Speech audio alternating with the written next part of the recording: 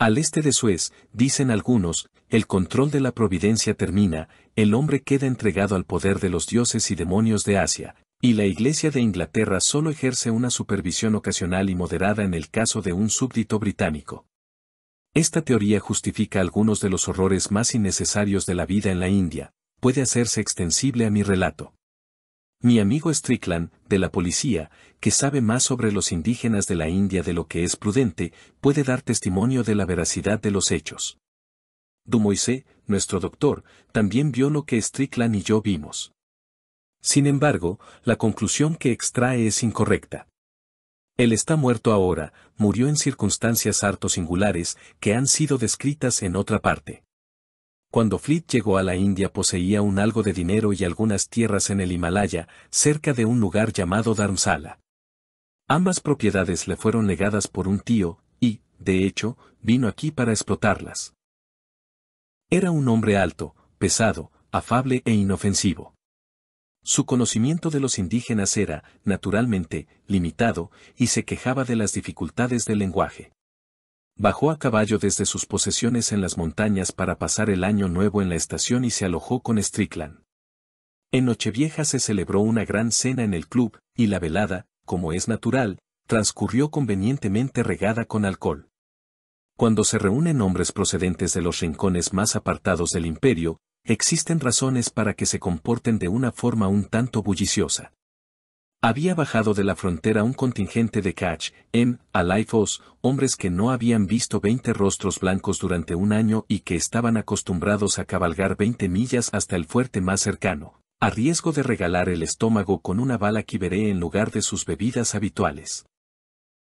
Desde luego, se aprovecharon bien de esta nueva situación de seguridad, porque trataron de jugar al billar con un erizo enrollado que encontraron en el jardín. Y uno de ellos recorrió la habitación con el marcador entre los dientes.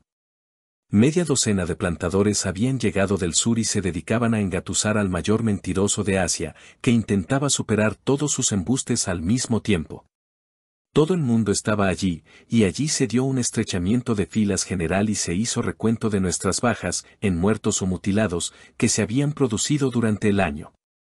Fue una noche muy mojada, y recuerdo que cantamos Auld Lang Syne con los pies en la copa del campeonato de polo, las cabezas entre las estrellas, y que juramos que todos seríamos buenos amigos.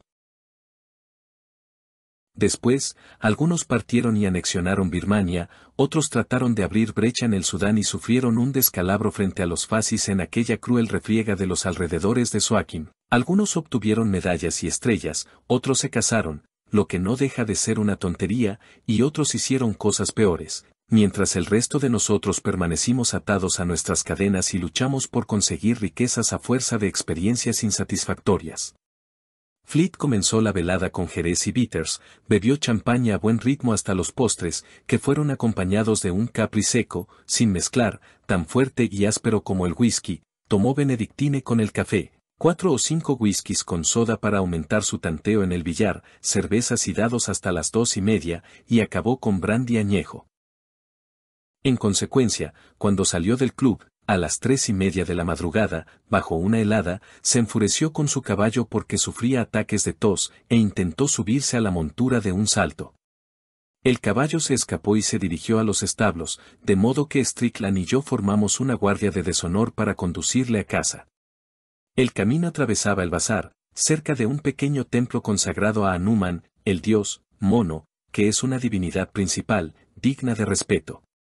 Todos los dioses tienen buenas cualidades, del mismo modo que las tienen todos los sacerdotes.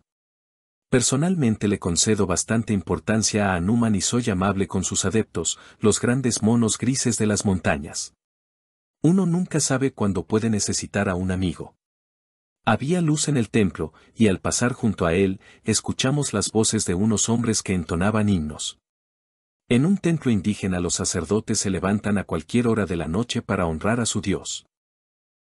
Antes de que pudiéramos detenerlo, Fleet subió corriendo las escaleras, propinó unas patadas en el trasero a 2 sacerdotes y apagó solemnemente la brasa de su cigarro en la frente de la imagen de piedra roja de Hanuman. Strickland intentó sacarlo a rastras, pero Fleet se sentó y dijo solemnemente: ¿Veis eso? La marca de la bestia. Yo la he hecho. ¿No es hermosa? En menos de un minuto el templo se llenó de vida, y Strickland, que sabía lo que sucede cuando se profana a los dioses, declaró que podría ocurrir cualquier desgracia. En virtud de su situación oficial, de su prolongada residencia en el país y de su debilidad por mezclarse con los indígenas, era muy conocido por los sacerdotes y no se sentía feliz. Fleet se había sentado en el suelo y se negaba a moverse. Dijo que él, viejo Hanuman, sería una almohada confortable. En ese instante, sin previo aviso, un hombre de plata salió de un nicho situado detrás de la imagen del dios.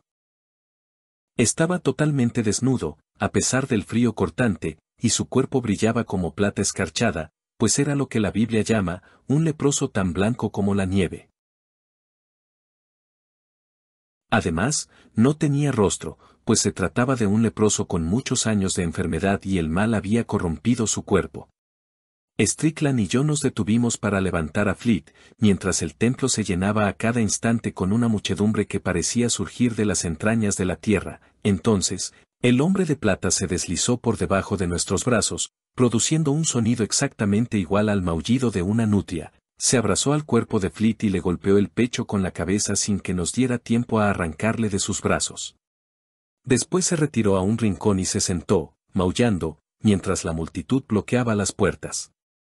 Los sacerdotes se habían mostrado verdaderamente encolerizados hasta el momento en que el hombre de plata tocó a Fleet.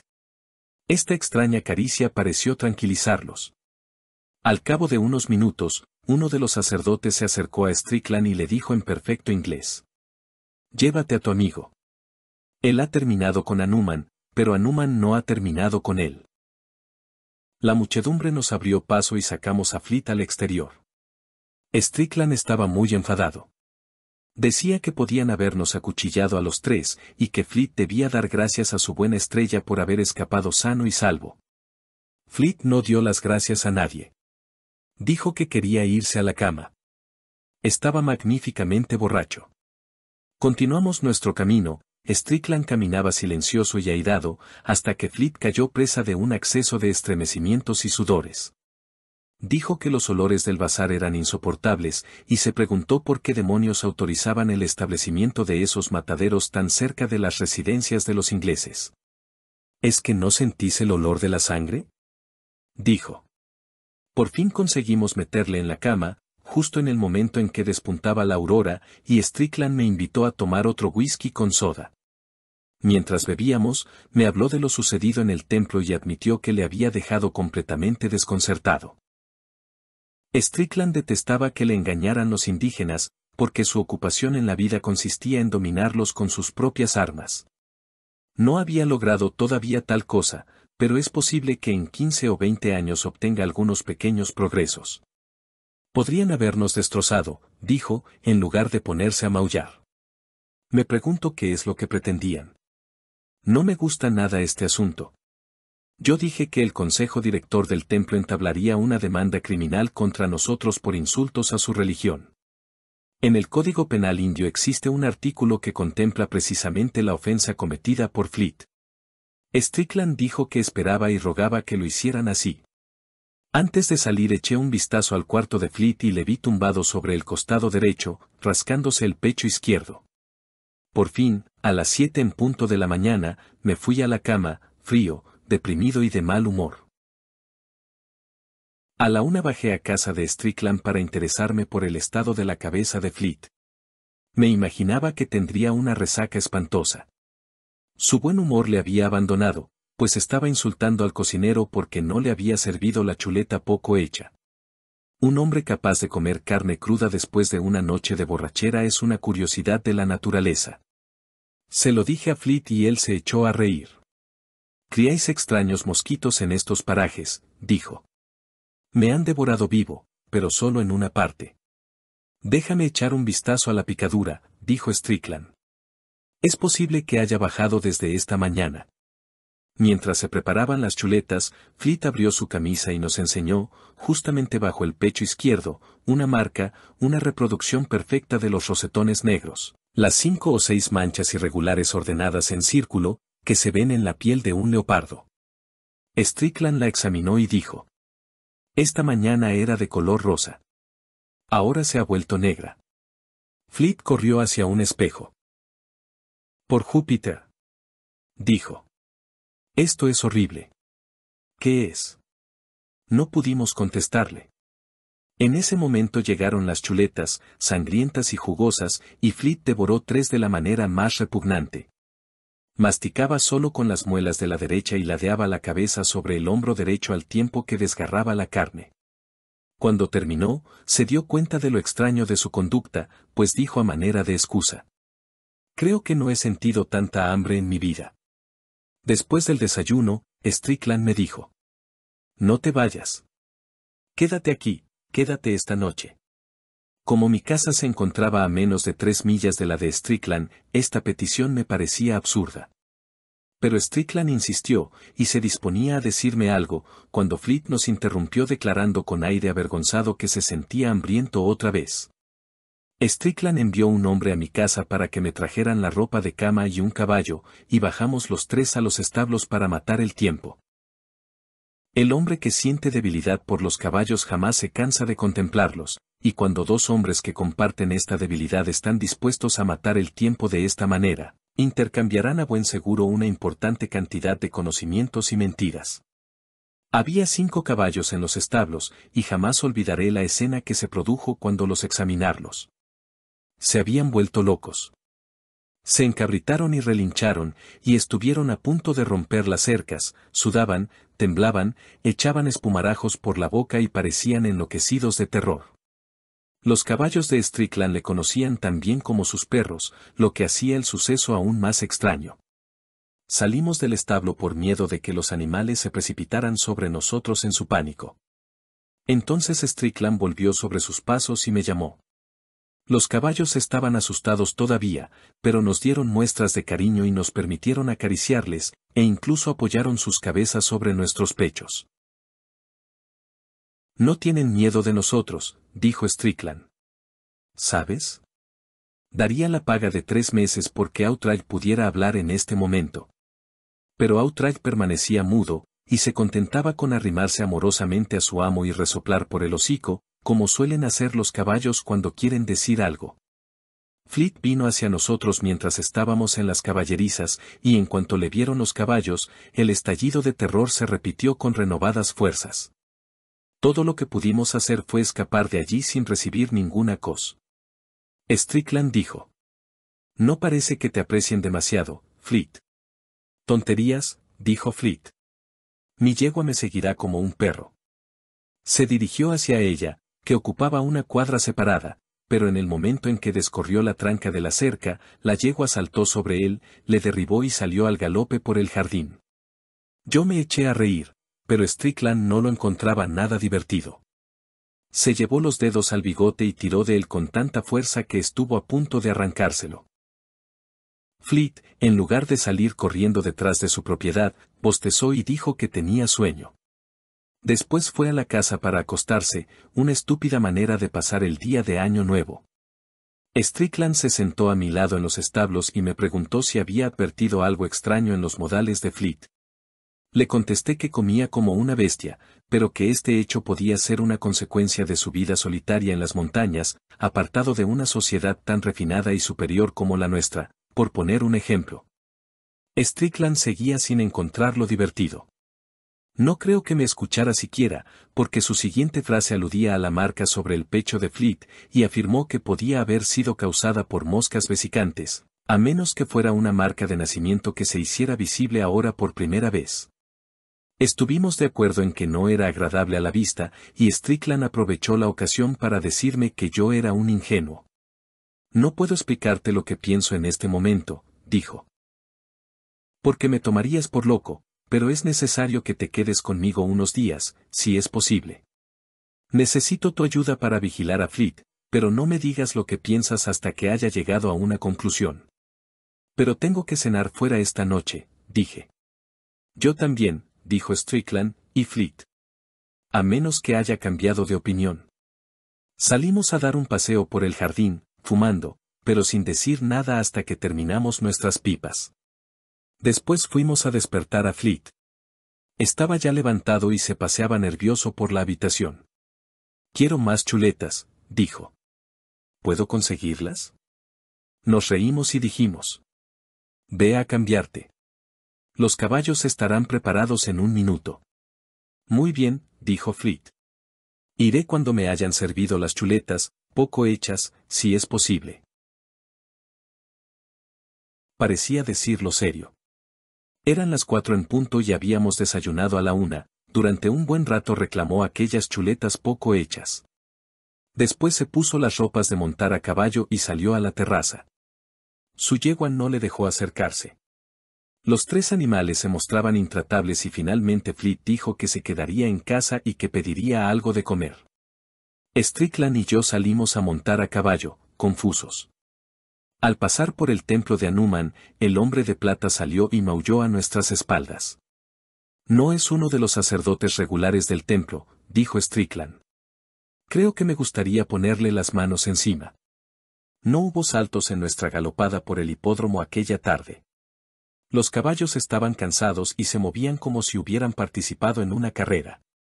El miedo que han pasado después del desayuno no les ha sentado nada bien, dijo Strickland.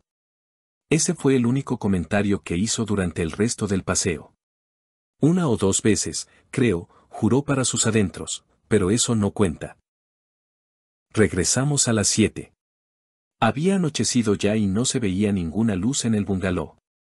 «Qué descuidados son los bribones de mis sirvientes», dijo Strickland.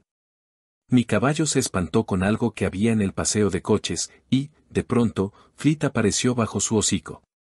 «¿Qué estás haciendo, arrastrándote por el jardín?», dijo Strickland. Pero los 2 caballos se encabritaron y casi nos tiraron al suelo.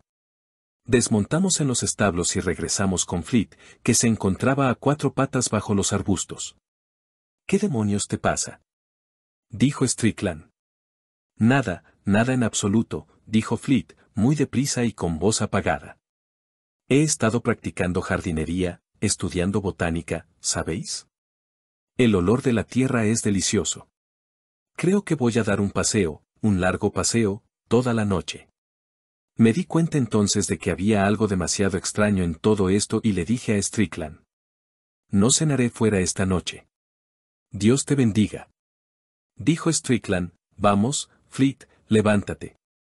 Cogerás fiebre aquí fuera. Ven a cenar, y encendamos las luces. Cenaremos todos en casa». Fleet se levantó de mala gana y dijo. «Nada de lámparas, nada de lámparas. Es mucho mejor aquí. Cenemos en el exterior, y pidamos algunas chuletas más, muchas chuletas, y poco hechas, sangrientas y con cartílago». Una noche de diciembre en el norte de la India es implacablemente fría, y la proposición de Fleet era la de un demente. «Vamos adentro», dijo Strickland con severidad. «Vamos adentro inmediatamente». Fleet entró, y cuando las lámparas fueron encendidas, vimos que estaba literalmente cubierto de barro, de la cabeza a los pies. Debía de haber estado rodando por el jardín. Se asustó de la luz y se retiró a su habitación. Sus ojos eran horribles de contemplar. Había una luz verde detrás de ellos, no en ellos, si puedo expresarlo así, y el labio inferior le colgaba con flacidez. Strickland dijo. «Creo que vamos a tener problemas, grandes problemas, esta noche. No te cambies tus ropas de montar». Esperamos y esperamos a que Fleet volviera a aparecer, y durante ese tiempo ordenamos que trajeran la cena. Pudimos oírle ir y venir por su habitación, pero no había encendida ninguna luz allí. De pronto, surgió de la habitación el prolongado aullido de un lobo.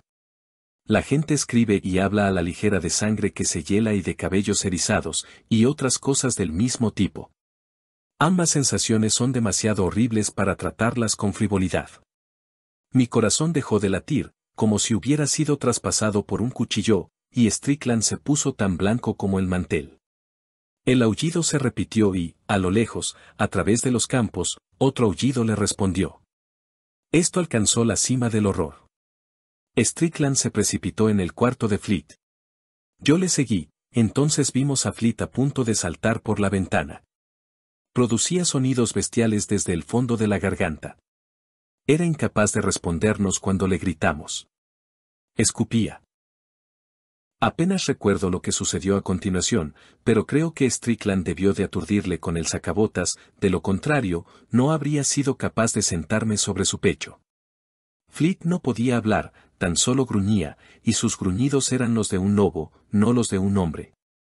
Su espíritu humano debía de haber escapado durante el día y muerto a la caída de la noche. Estábamos tratando con una bestia que alguna vez había sido Fleet. El suceso se situaba más allá de cualquier experiencia humana y racional. Intenté pronunciar la palabra hidrofobia, pero la palabra se negaba a salir de mis labios, pues sabía que estaba engañándome. Amarramos a la bestia con las correas de cuero, atamos juntos los pulgares de las manos y los pies, y le amordazamos. Después lo transportamos al comedor y enviamos un hombre para que buscara a Dumoisé, el doctor, y le dijera que viniese inmediatamente. Una vez que hubimos despachado al mensajero y tomado aliento, Strickland dijo: «No servirá de nada. Este no es un caso para un médico». Yo sospechaba que estaba en lo cierto. La cabeza de la bestia se encontraba libre y la agitaba de un lado a otro.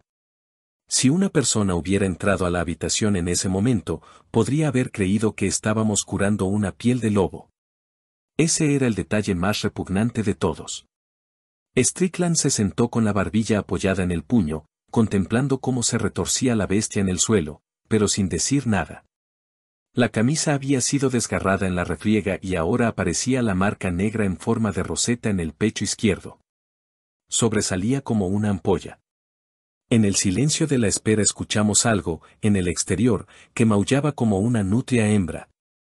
Ambos nos incorporamos, y yo me sentí enfermo, real y físicamente enfermo. Nos convencimos el uno al otro de que se trataba del gato. Llegó Dumoisé, y nunca había visto a este hombre mostrar una sorpresa tan poco profesional. Dijo que era un caso angustioso de hidrofobia y que no había nada que hacer. Cualquier medida paliativa no conseguiría más que prolongar la agonía. La bestia echaba espumarajos por la boca. Fleet, como le dijimos a Dumoisé, había sido mordido por perros una o dos veces.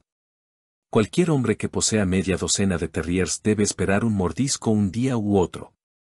Dumoisé no podía ofrecernos ninguna ayuda. Solo podía certificar que Fleet estaba muriendo de hidrofobia. La bestia aullaba en ese momento, pues se las había arreglado para escupir el calzador. Dumoisé dijo que estaría preparado para certificar la causa de la muerte y que el desenlace final estaba cercano. Era un buen hombre, y se ofreció para permanecer con nosotros, pero Strickland rechazó este gesto de amabilidad. No quería envenenarle el día de Año Nuevo a Dumoisé. Únicamente le pidió que no hiciera pública la causa real de la muerte de Fleet. Así pues, Dumoisé se marchó profundamente alterado, y tan pronto como se apagó el ruido de las ruedas de su coche, Strickland me reveló, en un susurro, sus sospechas. Eran tan fantásticamente improbables que no se atrevía a formularlas en voz alta, y yo, que compartía las sospechas de Strickland, estaba tan avergonzado de haberlas concebido que pretendí mostrarme incrédulo. Incluso en el caso de que el hombre de plata hubiera hechizado a Fleet por mancillar la imagen de Hanuman, el castigo no habría surtido efecto de forma tan fulminante. Según murmuraba estas palabras, el grito procedente del exterior de la casa se elevó de nuevo, y la bestia cayó otra vez presa de un paroxismo de estremecimientos, que nos hizo temer que las correas que le sujetaban no resistieran. «Espera», dijo Strickland, «si esto sucede 6 veces, me tomaré la justicia por mi mano. Te ordeno que me ayudes». Entró en su habitación y regresó en unos minutos con los cañones de una vieja escopeta, un trozo de sedal de pescar, una cuerda gruesa y el pesado armazón de su cama. Le informé de que las convulsiones habían seguido al grito en 2 segundos en cada ocasión y que la bestia estaba cada vez más débil. «Pero él no puede quitarle la vida», murmuró Strickland, «no puede quitarle la vida». Yo dije, aunque sabía que estaba arguyendo contra mí mismo. «Tal vez sea un gato. Si el hombre de plata es el responsable, ¿por qué no se atreve a venir aquí?». Strickland atizó los trozos de madera de la chimenea, colocó los cañones de la escopeta entre las brasas, extendió el bramante sobre la mesa y rompió un bastón en 2. Había una yarda de hilo de pescar, ató los 2 extremos en un lazo. Entonces dijo: ¿Cómo podemos capturarlo? Debemos atraparlo vivo y sin dañarlo. Yo respondí que debíamos confiar en la providencia y avanzar sigilosamente entre los arbustos de la parte delantera de la casa. El hombre o animal que producía los gritos estaba, evidentemente, moviéndose alrededor de la casa con la regularidad de un vigilante nocturno. Podíamos esperar en los arbustos hasta que se aproximara y dejarlo sin sentido. Strickland aceptó esta sugerencia. Nos deslizamos por una ventana del cuarto de baño a la terraza, cruzamos el camino de coches y nos internamos en la maleza. A la luz de la luna pudimos ver al leproso, que daba la vuelta por la esquina de la casa. Estaba totalmente desnudo, y de vez en cuando maullaba y se paraba a bailar con su sombra. Realmente era una visión muy poco atractiva y, pensando en el pobre Fleet, reducido a tal degradación por un ser tan abyecto, abandoné todos mis escrúpulos y resolví ayudar a Strickland, desde los ardientes cañones de la escopeta hasta el lazo de bramante. Desde los riñones hasta la cabeza y de la cabeza a los riñones, con todas las torturas que fueran necesarias. El leproso se paró un momento enfrente del porche y nos abalanzamos sobre él. Era sorprendentemente fuerte y temimos que pudiera escapar o que resultase fatalmente herido antes de capturarlo. Teníamos la idea de que los leprosos eran criaturas frágiles, pero quedó demostrado que tal idea era errónea. Strickland le golpeó en las piernas, haciéndole perder el equilibrio, y yo le puse el pie en el cuello. Maulló espantosamente, e incluso, a través de mis botas de montar, podía sentir que su carne no era la carne de un hombre sano. El leproso intentaba golpearnos con los muñones de las manos y los pies. Pasamos el látigo de los perros alrededor de él, bajo las axilas, y le arrastramos hasta el recibidor y después hasta el comedor, donde yacía la bestia. Allí le atamos con correas de maleta. No hizo tentativas de escapar, pero maullaba. La escena que sucedió cuando le confrontamos con la bestia sobrepasa toda descripción. La bestia se retorció en un arco, como si hubiera sido envenenada con estricnina, y gimió de la forma más lastimosa. Sucedieron otras muchas cosas, pero no pueden ser relatadas aquí. Creo que tenía razón, dijo Strickland. Ahora le pediremos que ponga fin a este asunto. Pero el leproso solo maullaba. Strickland se enrolló una toalla en la mano y sacó los cañones de la escopeta de fuego. Yo hice pasar la mitad del bastón a través del nudo del hilo de pescar y amarré al leproso al armazón de la cama. Comprendí entonces cómo pueden soportar los hombres, las mujeres y los niños el espectáculo de ver arder a una bruja viva, porque la bestia gemía en el suelo, y aunque el hombre de plata no tenía rostro, se podían ver los horribles sentimientos que pasaban a través de la losa que tenía en lugar de cara, exactamente como las ondas de calor pasan a través del metal al rojo vivo. Como los cañones de la escopeta, por ejemplo. Strickland se tapó los ojos con las manos durante unos instantes y comenzamos a trabajar. Esta parte no debe ser impresa. Comenzaba a romper la aurora cuando el leproso habló. Sus maullidos no nos habían satisfecho. La bestia se había debilitado y la casa estaba en completo silencio. Desatamos al leproso y le dijimos que expulsara al espíritu maléfico. Se arrastró al lado de la bestia y puso su mano sobre el pecho izquierdo. Eso fue todo. Después cayó de cara contra el suelo y gimió, aspirando aire de forma convulsiva. Observamos la cara de la bestia y vimos que el alma de Fleet regresaba a sus ojos. Después, el sudor bañó su frente y sus ojos se cerraron. Esperamos durante una hora, pero Fleet continuaba durmiendo. Le llevamos a su habitación y ordenamos al leproso que se fuera, dándole el armazón de la cama, la sábana para que cubriera su desnudez, los guantes y las toallas con las que le habíamos tocado, y el látigo que había rodeado su cuerpo. El leproso se envolvió con la sábana y salió a la temprana mañana sin hablar ni maullar. Strickland se enjugó la cara y se sentó. Un go nocturno, a lo lejos, en la ciudad, marcó las 7:24 horas exactamente. Dijo Strickland, y yo he hecho suficientes méritos para asegurar mi destitución del servicio, sin contar mi internamiento a perpetuidad en un asilo para dementes. ¿Crees que estamos despiertos? Los cañones al rojo vivo de la escopeta habían caído al suelo y estaban chamuscando la alfombra. El olor era completamente real. Aquella mañana, a las 11, fuimos a despertar a Fleet. Lo examinamos y vimos que la roseta negra de leopardo había desaparecido de su pecho. Parecía soñoliento y cansado, pero tan pronto como nos vio dijo: «Oh. El diablo los lleve, amigos. Feliz año nuevo. No mezcléis jamás vuestras bebidas. Estoy medio muerto». «Gracias por tus buenos deseos, pero vas un poco atrasado», dijo Strickland. «Estamos en la mañana del 2 de enero. Has estado durmiendo mientras el reloj daba una vuelta completa». La puerta se abrió, y el pequeño Dumoisé asomó la cabeza. Había venido a pie, y se imaginaba que estábamos amortajando a Fleet. «He traído una enfermera», dijo Dumoisé. «Supongo que puede entrar para lo que sea necesario».